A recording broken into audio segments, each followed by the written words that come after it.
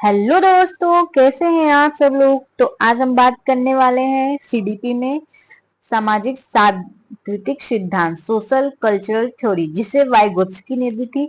इस टॉपिक से सीटेट में 2 से 3 क्वेश्चन हर साल आते हैं। तो आइए इस टॉपिक को पढ़ते हैं। लेव वाइगोत्स्की एक रूसी मनोवैज्ञानिक थे। लेव वाइगोत्स्की कहाँ के रहने वाले थे? तो रूस के रहने वाले थे, जिन्होंने सामाजिक सांस्कृतिक सिद्धांत का प्रतिपादन किया। इस सिद्धांत के अनुसार बच्चे समाज और संस्कृति से अंतःक्रिया इंटरेक्शन करके सीखते हैं। मतलब वाइगोत्स्की ने माना कि बच्चे क्या करते हैं, समाज में जो चीज होती है समाज के साथ अंतःक्रिया करते हैं और उसके बाद धीरे धीरे जो है भाषा को सीखते हैं, चीजों को जानते हैं। अर्थात पहले सामाजिक अंतःक्रिया या अधिगम करते हैं, बाद में विकास करते हैं। जब तक कि पियाजे के अनुसार पहले विकास होता था, बाद में अधिगम।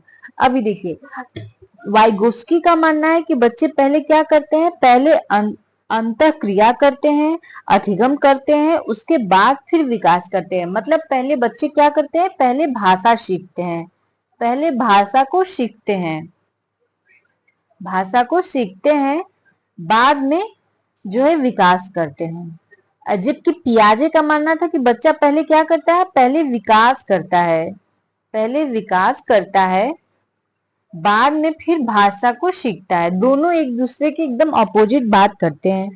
और वाइगोत्स्की के 2 महत्वपूर्ण सिद्धांत है। कौन कौन से? पहला जेड पीढ़ी, जोन प्रॉक्सिमोडल डेवलपमेंट, निकट विकास का क्षेत्र, वास्तविक विकास और संभावित विकास के स्तर के बीच के अंतर को ही निकट विकास का क्षेत्र कहते हैं। जैसे कि इसको एक एग्जाम्पल से समझ लेते हैं कि जेड पीढ़ी क्या होता है। ये देखिए, ये होगी हमारी सर्किल। अभी हमें क्या करना है, हमें जो है हम एकदम बाहर सर्किल के बाहर हैं और हमें यहाँ पे पहुंचना है। हमें जो है सीटेट पास करने के लिए कितने नंबर हमको नंबर लाने चाहिए? 90 चाहिए हर किसी को, मतलब नहीं, लेकिन अदर स्टेट के हिसाब से अगर चाहिए तो 90 नंबर होने चाहिए।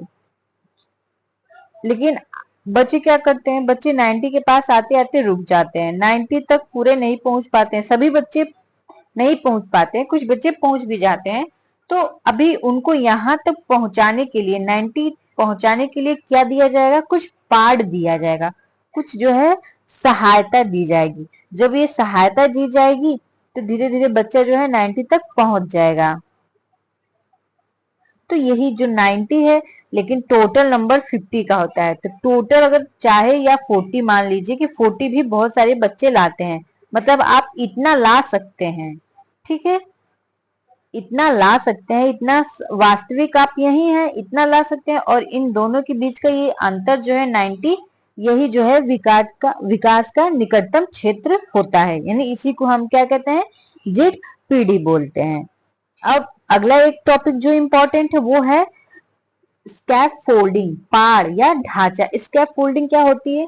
किसी के द्वारा दी जाने वाली सहायता को स्कैप फोल्डिंग या पार्ट कहते हैं। जैसे अध्यापक, माता पिता, अन्य कोई बड़ा बच्चा कोई कार्य कर रहा है, करने में असमर्थ है, आप उसकी थोड़ी सी मदद कर देते हैं तो बच्चा जो है उस कार्य को पूरा कर लेता है। तो वो मदद ही हमारी क्या होती है, स्कैप फोल्डिंग कहलाती है। जैसे आपका पिछली बार सीटेट में 89 मार्क्स था, 1 मार्क्स से आप 90 तक नहीं पहुंच पाए। मान लीजिए कि आपने थोड़ा और पढ़ाई की, कुछ और यूट्यूब के वीडियो देखे या मेरे वीडियो देखे या और कहीं से जो है आपने नोट्स वगैरह लेकर के तैयारी की और आप 90 तक पहुंच गए। तो आपने दूसरों की यहाँ पे मदद ली, सहायता ली। तो ये जो मदद और सहायता हुई वही क्या होती है, पार्ट, स्कैप फोल्डिंग कहलाती है। ठीक है, अब आगे आते हैं भाषा पर वाइगोत्स्की के मत या विचार। अब भाषा के बारे में वाइगोत्स्की ने क्या कहा है, ये चीजें हम लोग थोड़ा जान लेते हैं। भाषा और चिंतन शुरू में अलग अलग होते हैं पर बाद में एक हो जाते हैं। वाइगोत्स्की का मानना है कि भाषा और जो चिंतन है वो शुरू में दोनों अलग अलग होते हैं, लेकिन समय के साथ धीरे धीरे बाद में क्या हो जाते हैं, एक हो जाते हैं। पहले भाषा आती है, बाद में विचार आता है।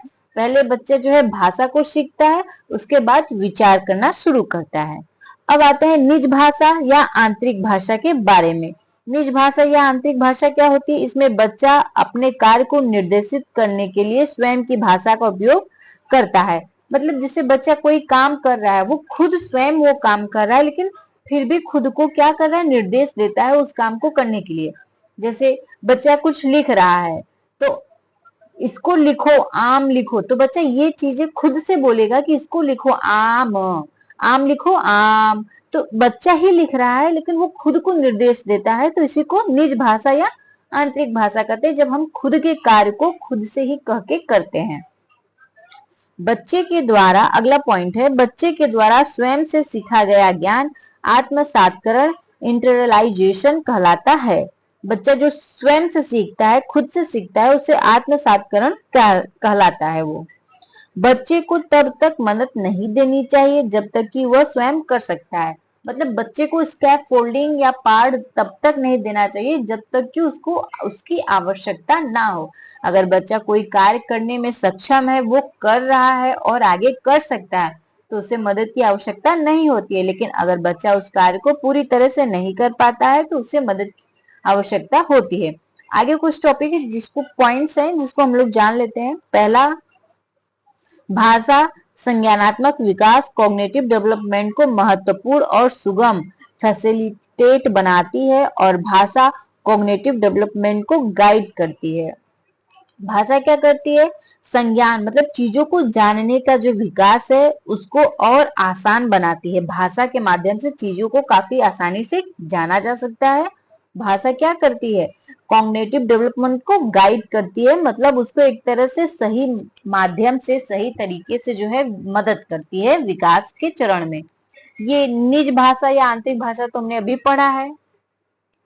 वाइगोत्स्की के अनुसार लर्निंग प्रोसेस में सांस्कृतिक उपकरणों, कल्चरल टूल्स के महत्व पर जोर दिया है। वाइगोत्स्की ने कल्चरल टूल पे महत्व दिया है, जैसे मैप, लैंग्वेज, कैलकुलेटर, ये सभी क्या है, ये सभी कल्चरल टूल्स हैं। एग्जाम में कई बार ये टूल्स दिए जाते हैं और पूछा जाता है कि किस साइंटिस्ट ने इसको जो है महत्व दिया है, तो वाइगोत्स्की ने दिया है। जीन पियाजे और वाइगोत्स्की ने सीखने की समझ को पॉजिटिव से सॉरी पैसिव से एक्टिव प्रोसेस में ट्रांसफर किया है। मतलब जीन पियाजे और वाइगोत्स्की ये चीज मानते हैं कि बच्चा जो है निष्क्रिय होकर के चीजों को नहीं सीख सकता है, उसे सीखने के लिए सक्रिय होना होगा। मतलब निष्क्रिय से उसको सक्रिय होना होगा, तभी वो चीजों को जो है सीख पाएगा। जीन पियाजे क्या मानते हैं, जीन पियाजे बच्चों के स्वतंत्र प्रयासों द्वारा दुनिया के अनुभव करने पर जोर देते हैं। मतलब बच्चा एकदम स्वतंत्र है, बच्चा पहले विकास करेगा, फिर धीरे धीरे जो है चीजों को अनुभव करेगा और सीखेगा। जबकि वाइगोत्स्की का मानना है कि संज्ञानात्मक विकास को सामाजिक मध्यस्थ प्रक्रिया के रूप में देखा जाता है। मतलब सामाजिक जो विकास है वो समाज से जुड़ने के बाद ही जो है बच्चा सीख पाएगा। ये दोनों एक दूसरे के अपोजिट ही बात करते हैं, दोनों का सिद्धांत एक दूसरे के लिए अपोजिट ही रहता है। पियाजे का मानना है कि बच्चा पहले जो है विकास करता है, उसके बाद भाषा को सीखता है, पहले डेवलप करता है, फिर जो है समाज में घुलता है। और वाइगोत्स्की का मानना है कि बच्चा पहले भाषा को सीखता है, फिर विकास करता है। मतलब पहले समाज में जाता है, लोगों को देखता है, विद्यालय जाता है, सीखता है, उसके बाद उसमें जो है भाषा डेवलप्ड होती है। तो आइए अब इस टॉपिक से रिलेटेड कुछ प्रीवियस ईयर के क्वेश्चन है जिसको हम लोग सॉल्व करेंगे। पहला क्वेश्चन है, लेव वाइगोत्स्की के अनुसार बच्चों को सीखने में सक्षम बनाने के लिए इनमें से कौन से कारक की महत्वपूर्ण भूमिका है, डायलॉग, लेक्चर, पनिशमेंट या फिर रिवॉर्ड। तो इसमें जो है महत्वपूर्ण भूमिका किसकी है, डायलॉग की है, संवाद की है। लेव वाइगोत्स्की ने बात करने को, संवाद करने को ज्यादा महत्व दिया है। अगला क्वेश्चन है, अकॉर्डिंग टू पियाजे and Vygotsky learning take place through. पियाजे और वाइगोत्स्की के अनुसार सीखना किस प्रकार से होता है, अनुसरण के द्वारा, निष्क्रिय श्रवण के द्वारा, अनुकूलन व पुनर्बलन के द्वारा, अधिगमकर्ताओं की सक्रिय भागीदारी द्वारा। अभी देखिए, ये निष्क्रिय जो है ये निगेटिव वर्ड्स होते हैं, नकारात्मक शब्द होते हैं, जो कि जिस ऑप्शन में रहे वो ऑप्शन गलत हो जाता है। तो ये हमारा ऑप्शन बी तो ऐसे ही गलत हो जाएगा।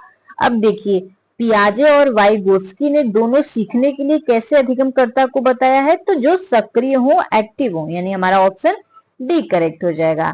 आते हैं अगले क्वेश्चन की तरफ। अगला क्वेश्चन है, L.S. वाइगोत्स्की के अनुसार भाषा चिंतन को निर्धारित करती है, चिंतन भाषा को निर्धारित करती है। भाषा एवं चिंतन एक दूसरे से स्वतंत्र रूप से विकसित होते हैं। भाषा एक अर्जित योग्यता है। तो इसमें कौन सा ऑप्शन सही हो जाएगा? तो इसमें हमारा ऑप्शन जो है डी करेक्ट हो जाएगा। भाषा कैसी योग्यता है? तो भाषा एक अर्जित योग्यता है, मतलब भाषा को अर्जित किया जा सकता है। अगला क्वेश्चन है, ले वाइगोत्स्की के अनुसार अर्थपूर्ण सीखने के लिए शिक्षिका को बच्चों को पाठ प्रदान करना चाहिए, का अनुकूलन सुनिश्चित करना चाहिए, को इनाम देना चाहिए, को सजा देनी चाहिए।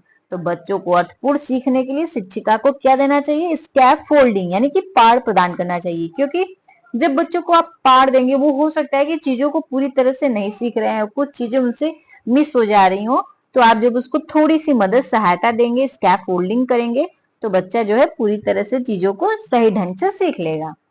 अगले क्वेश्चन पे आते हैं, निम्न में से किस मनोवैज्ञानिक ने प्रतिपादित किया कि अंतःक्रिया की बच्चे के भाषिक विकास में बहुत महत्वपूर्ण भूमिका है? बच्चे के भाषिक विकास में अंतःक्रिया बहुत महत्वपूर्ण भूमिका है। किसने बताया है? जीन पियाजे ने, ले वाइगोत्स्की ने, B.F. स्किनर या नॉम चॉम्स्की ने?